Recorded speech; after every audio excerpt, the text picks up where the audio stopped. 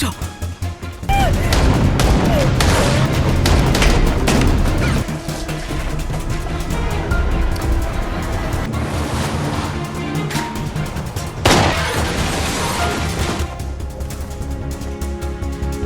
Movie की शुरुआत में हम मिगुएल नाम के एक बच्चे को देखते हैं जो कि अपना होमवर्क कर रहा था। तभी वहां पर मिगुएल की मां रोजा आती है और कहती है कि जल्दी से अपना होमवर्क कंप्लीट कर लो, खाना तैयार होने ही वाला है। तभी अचानक से रोजा के पास कार्लोस का फोन आता है। दरअसल कार्लोस मिगुएल का अंकल है और इसने एक कार्टेल का पैसा चुरा लिया और अब ये फरार हो गया है। इसलिए कार्टेल वाले कार्लोस और उसकी फैमिली को कुत्तों की तरह ढूंढ रहे हैं। फिर जब रोजा फोन उठाती है तो कार्लोस कहता है कि जल्दी से मिगुएल को लेकर वहां से निकल जाओ, वरना कार्टेल वाले तुम्हें जिंदा नहीं छोड़ेंगे। फिर रोजा बिना वक्त गवाए मिगुएल को लेकर वहां से फरार हो जाती है, लेकिन जल्दी ही कार्टेल वाले कार्लोस को पकड़ लेते हैं। फिर वो कार्लोस को एक ब्रिज के नीचे लटकाकर उससे पूछताछ करते हैं। तभी वहां पर मोरिको नाम का एक आदमी आता है जो कि कार्टेल का मेन लीडर है। फिर वो आते ही कार्लोस का फोन चेक करता है और रिसेंट कॉल को देखकर उसको पता चलता है कि कार्लोस के फोन से आखिरी बार कॉल रोजा को किया गया है। फिर वो अपने आदमियों को रोजा को ढूंढने के लिए भी लगा देता है। फिर वो जाते जाते अपने एक ब्रिगो नाम के आदमी को इशारा करते हुए कहता है कि इसको खत्म कर दो, लेकिन मारने से पहले ब्रिगो कार्लोस को कहता है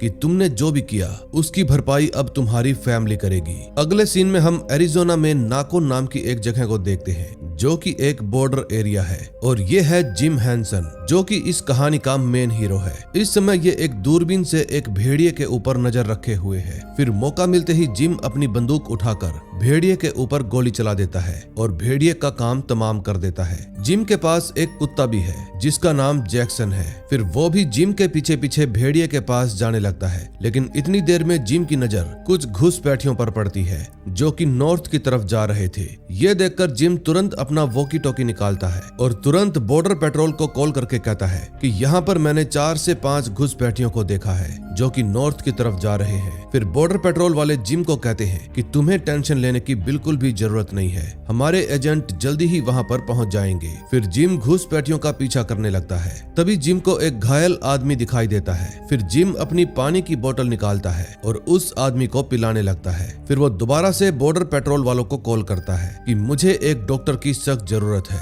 दरअसल उन घुसपैठियों ने अपना एक आदमी पीछे ही छोड़ दिया था जिसके पांव पर चोट लगी थी। फिर जिम अपनी गायों को खाना खिलाकर वहां से निकल जाता है। फिर जब वो अपने घर पहुंचता है तो वहां पर एक आदमी आता है जिसका नाम कार्ल निहेम है। फिर कार्ल जिम के हाथ में एक नोटिस देता है जिसमें लिखा था कि अगर जिम ने 90 दिनों के अंदर अंदर अपना पूरा लोन नहीं चुकाया तो बैंक वाले आकर जिम के घर पर कब्जा कर लेंगे। दरअसल जिम ने बैंक से लोन लिया हुआ है और 6 महीने से एक भी किस्त नहीं भरी, इसलिए बैंक वालों ने कार्ल के हाथों इसके पास एक नोटिस भेजा है ताकि जिम टेंशन में आकर लोन की भरपाई कर दे। फिर जिम अपने एक दोस्त के पास जाता है और उसको बैंक से लिए हुए लोन के बारे में बताता है। फिर जिम उसको कहता है कि मुझे काम की सख्त जरूरत है वरना मैं लोन नहीं चुका पाऊंगा। फिर उसका दोस्त बताता है कि अगले महीने मेरा एक नया प्रोजेक्ट शुरू होने वाला है, तुम तब आकर मुझसे मिलना, मैं तुम्हें काम जरूर दूंगा। और इतना कहकर वो वहां से चला जाता है। अगले सीन में हम एक फार्म हाउस को देखते हैं जिसको जिम ने बहुत ही मेहनत करके खून पसीने से बनाया था। दरअसल जिम आज एक आदमी के साथ जानवरों को बेचने की बात कर रहा है ताकि लोन की जल्दी से जल्दी भरपाई की जा सके और उसका घर बच जाए। फिर वो आदमी जिम को कहता है कि मैं तुम्हें इसके $17,000 दूंगा, लेकिन जिम कहता है कि मुझे पूरे $20,000 चाहिए। लेकिन वो आदमी कहता है कि इतने दुबले पतले जानवरों के 20,000 देने से मुझे कोई भी फायदा नहीं मिलेगा। और इतना कह के वो जिम को अपना कार्ड दे देता है और कहता है कि जब भी तुम्हारा मन बने तुम मुझे सोचकर बता देना। अगले सीन में हम सारा नाम की एक लड़की को देखते हैं जो कि जिम की स्टेप डॉटर है और अब वो बॉर्डर पेट्रोल के लिए ही काम करती है। फिर सारा लॉज के अंदर जाकर जिम से मिलती है और कहती है कि कल अगर तुमने सही वक्त पर कॉल नहीं की होती तो वो घायल आदमी भी आज कब्रिस्तान में होता। जिम कहता है कि शायद उसकी किस्मत अच्छी थी। फिर सारा जिम को बताती है कि वो आदमी होंडुरस से पैदल चलकर आया था और उसने अपनी जिंदगी भर की कमाई एक ठग पर लुटा दी जिसने उसको यूं ही मरने के लिए छोड़ छोड़ दिया। फिर जिम सारा को लोन के बारे में भी बताता है और कहता है कि अब मेरा घर कुछ ही दिनों का मेहमान है क्योंकि वो मुझसे छीनने वाला है। फिर वो दोनों अपने घर पर आ जाते हैं और घर पर पहुंचकर सारा अपनी मॉम को याद करने लगती है। वो जिम को कहती है कि मैंने अपनी माँ को सबसे ज्यादा खुश आपसे शादी करते वक्त ही देखा था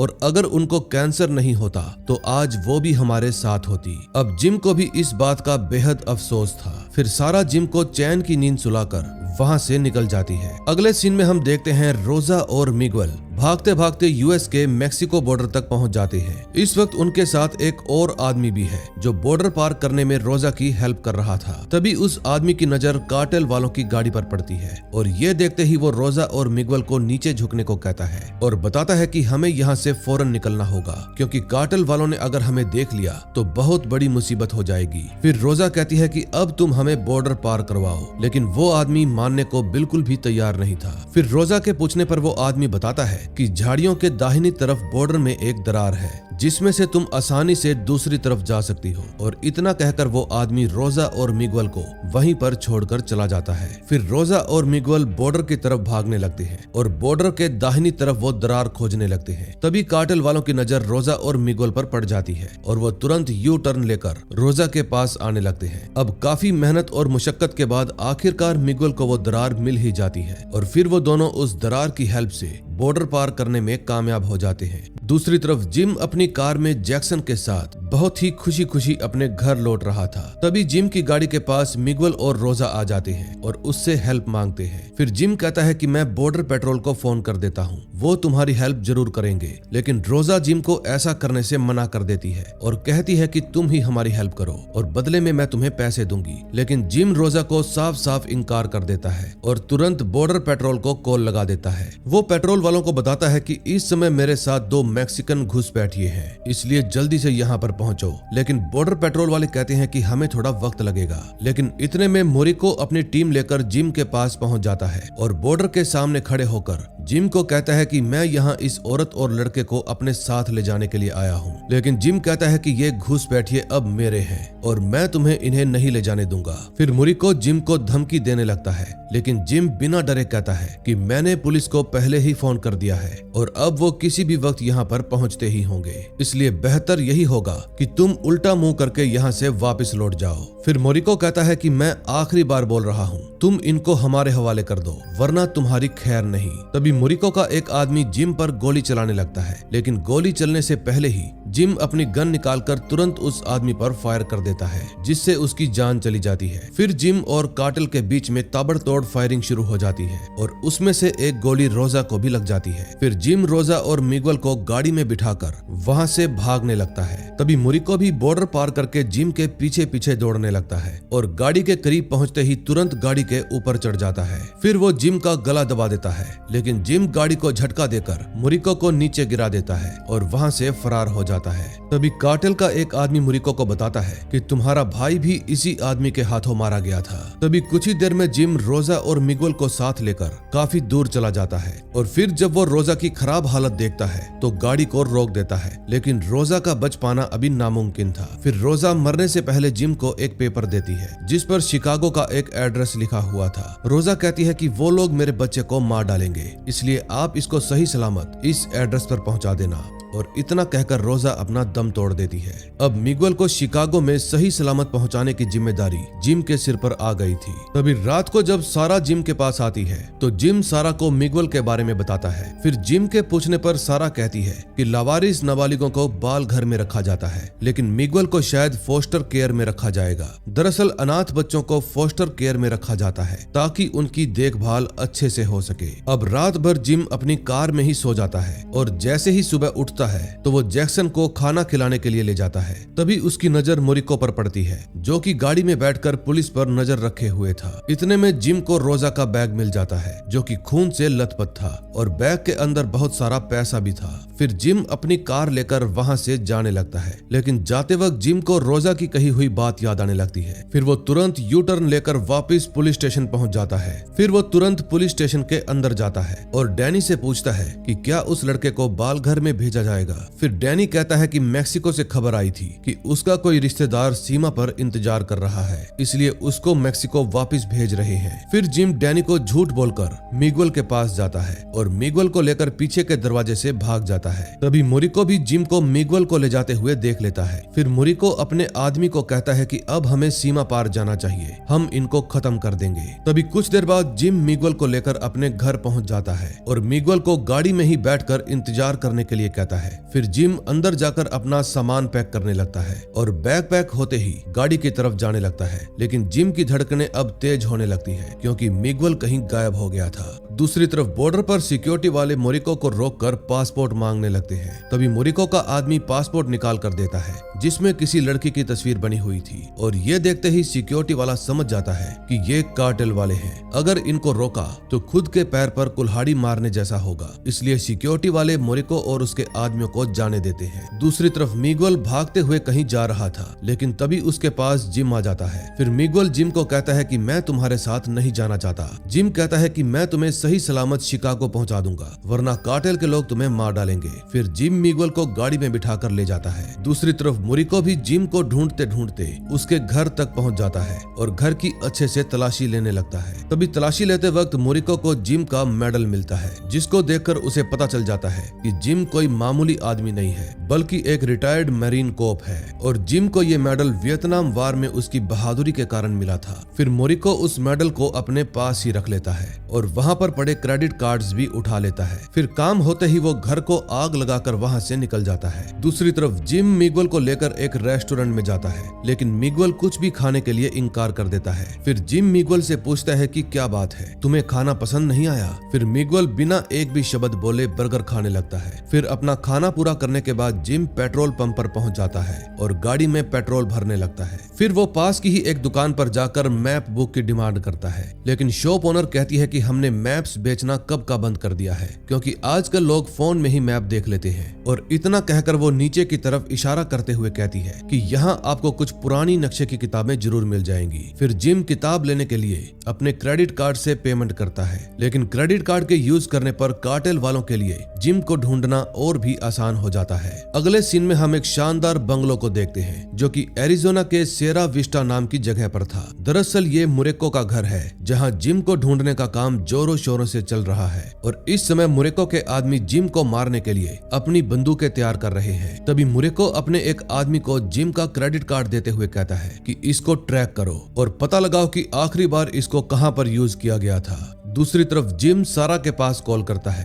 लेकिन सारा जिम को कहती है कि तुम्हें उस बच्चे को वापस लाना होगा। फिर जिम कहता है कि मिगुएल की माँ चाहती थी कि मैं मिगुएल को शिकागो सही सलामत पहुंचा दूं। फिर सारा बताती है कि हमने तुम्हारे घर पर पुलिस को भेजा है क्योंकि तुम्हारे घर पर आग लग गई थी। फिर जिम बिना कुछ कहे अपना फोन रख देता है। दूसरी तरफ मोरिको की टीम को भी पता चल जाता है कि जिम ने अपना क्रेडिट कार्ड आधे घंटे पहले न्यू मैक्सिको के पेट्रोल पंप पर इस्तेमाल किया था। फिर मोरिको की टीम अपना बोरिया बिस्तरा बांधकर फौरन जिम को ढूंढने के लिए निकल पड़ती है। दूसरी तरफ रास्ते में मिगुएल जिम को कहता है कि मुझे घर वापस ले चलो, लेकिन जिम कहता है कि वो जगह तुम्हारे लिए बिल्कुल भी ठीक नहीं है और दूसरी बात यह है कि मरने से पहले तुम्हारी माँ ने मुझसे हेल्प मांगी थी और इसीलिए मैं तुम्हारी हेल्प कर रहा हूँ। फिर मिगुएल घर जाने की जिद करने लगता है, लेकिन जिम कहता है कि मैं तुम्हें शिकागो सही सलामत पहुंचा दूंगा और उसके बाद मेरा तुमसे कोई भी लेना देना नहीं है, फिर तुम जहाँ भी चाहो चले जाना। लेकिन इतने में जिम की गाड़ी गर्म हो जाती है और बोनेट से धुआं निकलने लगता है। दूसरी तरफ मोरिको जिम को ढूंढते ढूंढते पेट्रोल पंप के पास पहुंच जाता है और शॉप के अंदर जाकर उस लड़की को कहता है कि मैं एक आदमी और एक बच्चे की तलाश में हूँ जिनके पास पिकअप ट्रक है, क्या तुमने उनको देखा है? फिर वो लड़की कहती है हाँ, मुझे अच्छे से याद है कि वो आदमी रोड ट्रिप पर जा रहा था।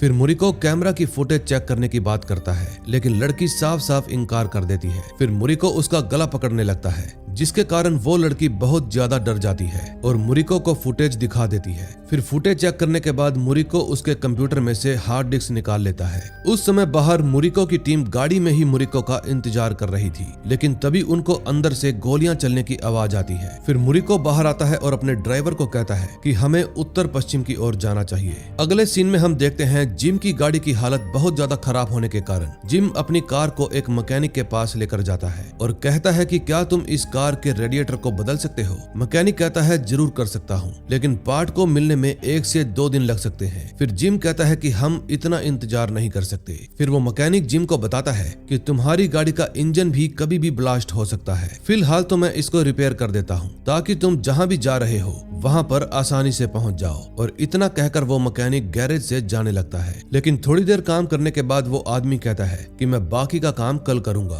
क्योंकि अब गैराज बंद करने का समय हो गया है। अब काफी रात हो गई थी, इसलिए जिम मिस्टर निहेम के पास कॉल करता है और वॉइस मेल पर कहता है कि मैंने कुछ पैसों का बंदोबस्त कर लिया है, बस मुझे कुछ और दिनों की मोहलत दीजिए, उसके बाद मैं आपका सारा हिसाब किताब रफा दफा कर दूंगा। फिर जिम मिगुएल को साथ लेकर रेस्टोरेंट में खाना खाने के लिए जाता है। तभी ऑर्डर करते समय मिगुएल अपने लिए एक हैम बर्गर ऑर्डर करता है। ये देखकर जिम काफी हैरान हो जाता है। फिर जिम मिगुएल से कार्टेल के बारे में पूछने लगता है। मिगुएल कहता है कि मेरे अंकल कार्लोस ने कुछ ऐसा किया जिससे कार्टेल वाले भड़क गए। फिर मेरे अंकल ने मेरी मोम के पास कॉल करके वहां से भागने के लिए कहा और इसीलिए हम दर दर की ठोकरें खाते हुए आपके पास पहुंच गए। तभी अगली सुबह मिगुएल जिम से बिना पूछे जैक्सन को साथ लेकर शॉपिंग करने के लिए जाने लगता है। लेकिन तभी मिगुएल की नजर एक औरत पर पड़ती है, जिसको देखकर उसको अपनी माँ की याद आने लगती है। दूसरी तरफ जिम गाड़ी के अंदर बहुत ही गहरी नींद में सो रहा था। तभी आंख खुलते ही जिम काफी टेंशन में आ जाता है, क्योंकि जैक्सन और मिगुएल दोनों ही गायब थे।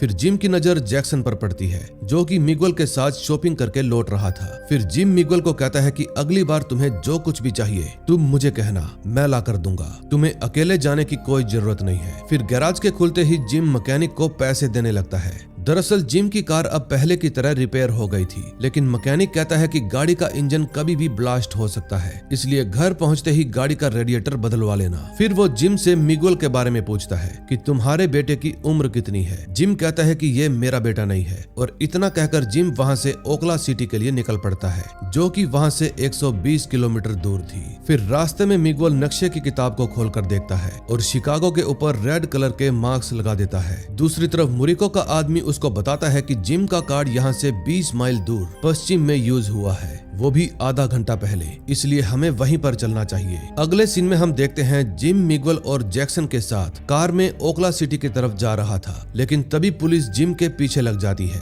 फिर जिम अपनी गाड़ी को रास्ते में ही रोक देता है। तभी पुलिस वाला अपनी गाड़ी से उतरता है और जिम से उसका लाइसेंस मांगता है। फिर जिम अपना लाइसेंस निकाल कर उसको दे देता है। तभी पुलिस वाला जिम से पूछता है कि क्या तुम्हारे पास कोई हथियार है। जिम कहता है मेरे पास एक पिस्तौल है और उसके अलावा एक राइफल भी, और ये दोनों ही लीगली मेरे नाम से ही रजिस्टर्ड है। फिर पुलिस वाला जिम को गाड़ी से उतरने के लिए कहता है और अपनी कार में बिठाकर मिगुएल से बात करने लगता है। अब काफी टाइम वेस्ट हो जाने के बाद जिम को उस पर शक होने लगता है। तभी इतने में पुलिस वाला आकर उसको गाड़ी से नीचे उतरने के लिए कहता है। फिर जिम कहता है कि तुम्हें कार्टेल वालों ने कितने पैसे दिए हैं। पुलिस वाला कहता है कि ज्यादा बकवास मत करो, चुपचाप गाड़ी में बैठो और यहाँ से दफा हो जाओ। फिर जिम के बार बार पूछने पर पुलिस वाला गन निकालकर जिम को डराने लगता है। तभी जैक्सन खिड़की से कूदकर पुलिस वाले को जोर से धक्का दे देता है और जिम उसको नीचे लिटाकर बहुत ही बुरी तरह से पीटने लगता है। जिम उसको तब तक मारता है जब तक वो बेहोश नहीं हो जाता। फिर जिम मिगुएल और जैक्सन को लेकर तुरंत वहां से निकल जाता है और थोड़ी दूर जाने के बाद अपनी गाड़ी को रोक देता है। फिर वो छुपकर उस पुलिस वाले के ऊपर नजर रखने लगता है। तभी मुरिको अपनी टीम के साथ वहां पर पहुंच जाता है और पुलिस वाले से जिम के बारे में पूछने लगता है। पुलिस वाला कहता है कि मुझे जिम के बारे में कुछ भी नहीं पता,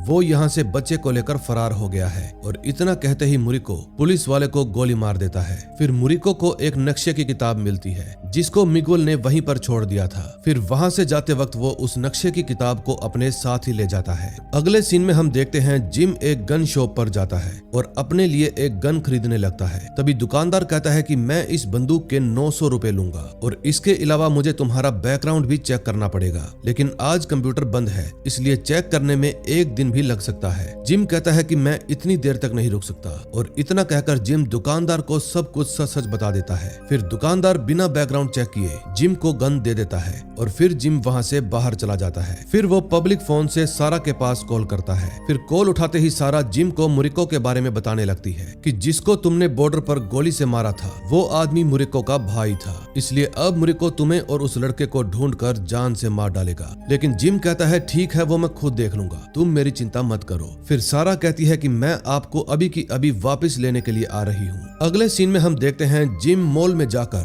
मिगुएल के लिए कुछ कपड़े और खाने की चीजें खरीदता है। फिर शॉपिंग करने के बाद वो गाड़ी से चुपचाप निकल जाता है और एक मोटल के पास आकर अपने लिए एक कमरा बुक करवाता है। फिर कमरा बुक होते ही जिम और मिगुएल दोनों फ्रेश हो जाते हैं और दिन भर की भाग दौड़ से उन दोनों को ही नींद आने लगती है। तभी बातें करते वक्त मिगुएल जिम को बताता है कि मेक्सिको में मेरी एक गर्लफ्रेंड भी है जिससे मैं शादी करना चाहता हूँ। फिर वो जिम से भी उसकी वाइफ के बारे में पूछने लगता है। जिम कहता है कि मेरी वाइफ को कैंसर था और अब वो इस दुनिया में नहीं है। फिर वो दोनों ही एक दूसरे के साथ काफी गप्पे लड़ाते हैं। तभी बाहर जाते वक्त जिम की नजर सामने वाले रूम पर पड़ती है। दरअसल मुरिको और उसके आदमी जिम के सामने वाले कमरे में आ गए थे। ये देखते ही जिम तुरंत सिक्योरिटी को कॉल लगा देता है और उनसे हेल्प मांगता है, लेकिन अब बहुत देर हो चुकी थी, इसलिए जिम मिगुएल को लेकर पीछे की खिड़की से तुरंत बाहर निकल जाता है और जाकर झाड़ियों में छुप जाता है। फिर मुरिको वहां पर आता है और घर की तलाशी लेने लगता है। फिर तलाशी लेने के बाद वो घर के बाहर जाकर जोर से चिल्लाते हुए कहता है कि जिम हैंसन, तुमने मेरे भाई को मारा है, इसलिए मैं तुम्हें जिंदा नहीं छोड़ूंगा।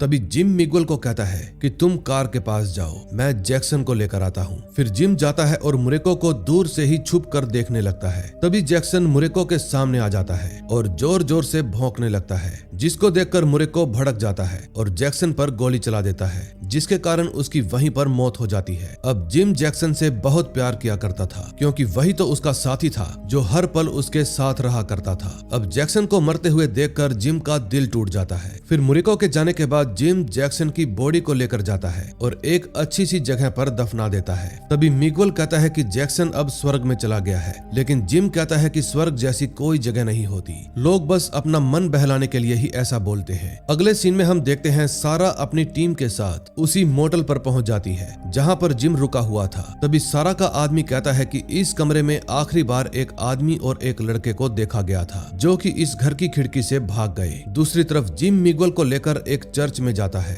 और जैक्सन के लिए प्रे करने लगता है। तभी चर्च के फादर के पूछने पर जिम बताता है कि ये मेरा बेटा नहीं है, दरअसल मरने से पहले इसकी माँ ने मुझे इसकी देखभाल करने के लिए कहा था। फिर जिम सारा के पास फोन करता है और उसको साफ साफ कह देता है कि मैं मिगुएल को लेकर वापस नहीं आऊंगा क्योंकि मैं उसको उसकी मंजिल तक सही सलामत पहुंचा कर ही रहूंगा। अगले सीन में हम आर्कनसास में वैन बुरेन नाम की एक जगह देखते हैं जहां मुरिको और उसकी टीम रुकी हुई थी। तभी मुरिको का आदमी उस नक्शे की किताब को खोलकर मुरिको को दिखाने लगता है कि शायद वो लोग शिकागो जा रहे हैं क्योंकि उन्होंने शिकागो के ऊपर रेड कलर से मार्क किया हुआ है। अब मुरिको को भी पता चल जाता है कि जिम अब मिगुएल को साथ लेकर शिकागो जा रहा है। फिर मुरिको अपने एक आदमी के पास फोन करता है और बताता है कि जिम शिकागो आ रहा है। अगले सीन में हम देखते हैं जिम मिगुएल को गन चलाने की प्रैक्टिस करवा रहा था ताकि जरूरत पड़ने पर मिगुएल का निशाना ना चुके। फिर बार बार कोशिश करने के बाद मिगुएल गन चलाना सीख जाता है। फिर जिम मिगुएल को गन रिलोड करना भी सिखाता है। फिर मिगुएल के पूछने पर जिम बताता है कि मैं पहले सिपाही हुआ करता था और मेरा अनुभव ये कहता है कि हमें बिल्कुल भी अच्छा नहीं लगता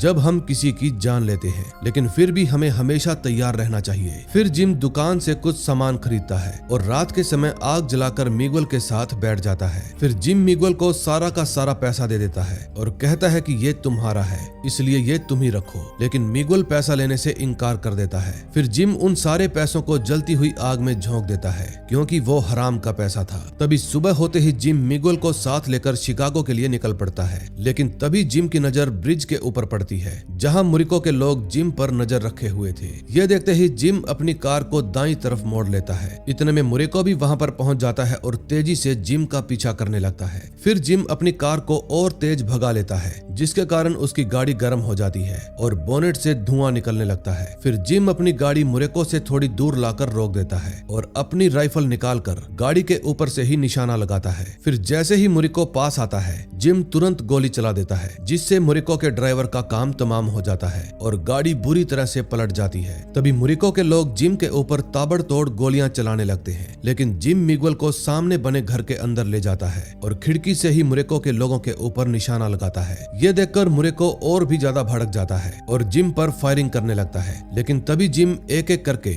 मुरेको के सारे आदमियों को मौत के घाट उतार देता है। लेकिन इतने में मुरेको भी घर के अंदर आ जाता है और मिगुएल को पकड़ लेता है। फिर वो मिगुएल को अपनी ढाल बनाकर जिम को डराने लगता है और कहता है कि अगर तुम इसको सही सलामत देखना चाहते हो तो अपनी बंदूक नीचे फेंक दो। अब जिम भी मुरेको की बात शराफत से मान लेता है और मिगुएल को छोड़ने के लिए कहता है। इतने में मिगुएल गन का बटन दबाकर गन की मैगजीन नीचे गिरा देता है। तभी मौका देखकर जिम मुरेको के ऊपर हमला कर देता है, लेकिन मुरेको भी कम नहीं था। वो जिम को बहुत ही बुरे तरीके से पीटने लगता है। फिर हाथापाई में जिम मुरेको का गला जोर से पकड़ लेता है ताकि वो हिलने ना पाए और इतने में मिगुएल गन लेकर आता है और मुरेको की तरफ निशाना लगाता है, लेकिन जिम उसको गन चलाने से मना कर देता है। फिर मौका मिलते ही जिम मिगुएल के हाथ से गन छीन लेता है और मुरेको के ऊपर गोली चला देता है। फिर वो मुरेको को मरता हुआ छोड़कर अपनी गन भी वहीं पर छोड़ देता है और कहता है कि अब फैसला तुम्हारे हाथों में है। फिर मुरेको भी जिम को उसका मेडल वापस लौटा देता है और जैसे ही जिम वहां से जाता है, मुरेको खुद को गोली मारकर खत्म कर लेता है। फिर जिम भी मिगुएल को शिकागो लेकर जाता है और उसको उसकी फैमिली के पास सही सलामत छोड़ देता है और इसी के साथ इस मूवी का एंड हो जाता है। दोस्तों, अगर आपको ये वीडियो जरा सी भी अच्छी लगी हो तो प्लीज वीडियो को लाइक करके चैनल को सब्सक्राइब कर दें और बेल आइकन दबाना बिल्कुल भी मत भूलना, ताकि मैं आपके लिए कोई भी वीडियो अपलोड करूं तो आपके पास नोटिफिकेशन आ जाए। अब हम मिलेंगे ऐसी ही और मजेदार मूवी के साथ। Till then, bye bye.